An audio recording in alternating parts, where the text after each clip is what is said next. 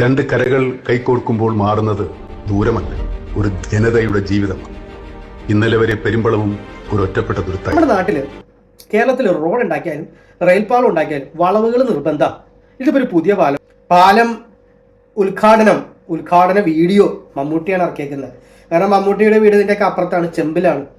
അപ്പോ നമുക്ക് വീഡിയോ ഒന്ന് കാണാം.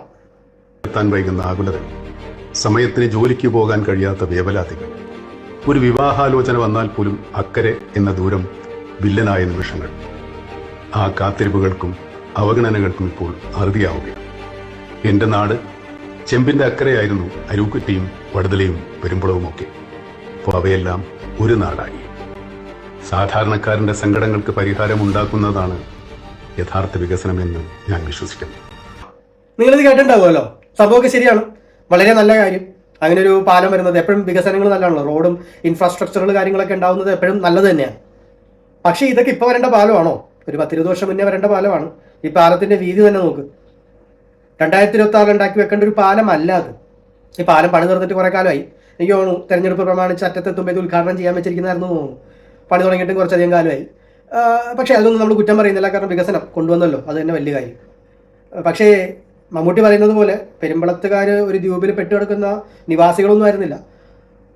പറയുന്നത് കേട്ടാത്തൊന്നും അവിടെ മറ്റേ എന്താ ഹെലികോപ്റ്റർ ഇറങ്ങാത്ത, അല്ലെങ്കിൽ എന്താ പറയുക, ആംബുലൻസ് ചെല്ലാത്ത, അല്ലെങ്കിൽ മനുഷ്യവാസമില്ലാത്ത ഒരു ദ്വീപാണെന്നൊക്കെ തോന്നും. അല്ല, ചുറ്റിക്കറങ്ങി പോകണമായിരുന്നു. പക്ഷേ ഇത്തരം കാര്യങ്ങൾ വരുമ്പോൾ എല്ലാം നന്നായി, കുറച്ചുകൂടി ആക്സസിബിലിറ്റി കൂടി വളരെ നല്ലത്. പക്ഷേ കുറച്ച് കാലം കൂടി മുന്നിലേക്ക് കണ്ടിട്ട് കുറച്ചുകൂടി വലിയ പാലമൊക്കെ ഉണ്ടാക്കായിരുന്നു. പക്ഷേ ഞാനതൊന്നും അല്ല ആലോചിക്കുന്നത്. ഈ പാലം നമ്മുടെ നാട്ടിൽ കേരളത്തിൽ റോഡ് ഉണ്ടാക്കിയാലും റെയിൽപാളം ഉണ്ടാക്കിയാലും വളവുകൾ നിർബന്ധ. ഇതിപ്പോൾ ഒരു പുതിയ പാലമാണ്.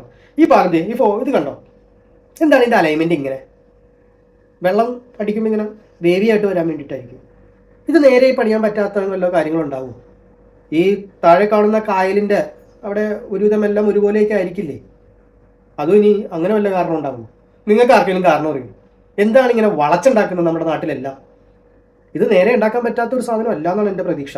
കാരണം മുഹമ്മദ് കുട്ടിയുടെയും സുലൈമാൻ്റെയും വീടൊന്നും ഇപ്പുറത്തൊന്നും ഇല്ല പൊളിക്കാനായിട്ട്. അപ്പോൾ പിന്നെ എന്തുകൊണ്ട്? എന്തോ കാരണം ഉണ്ടാവില്ല. നിങ്ങൾക്ക് ആർക്കെങ്കിലും അറിയാമെന്ന് പറഞ്ഞാൽ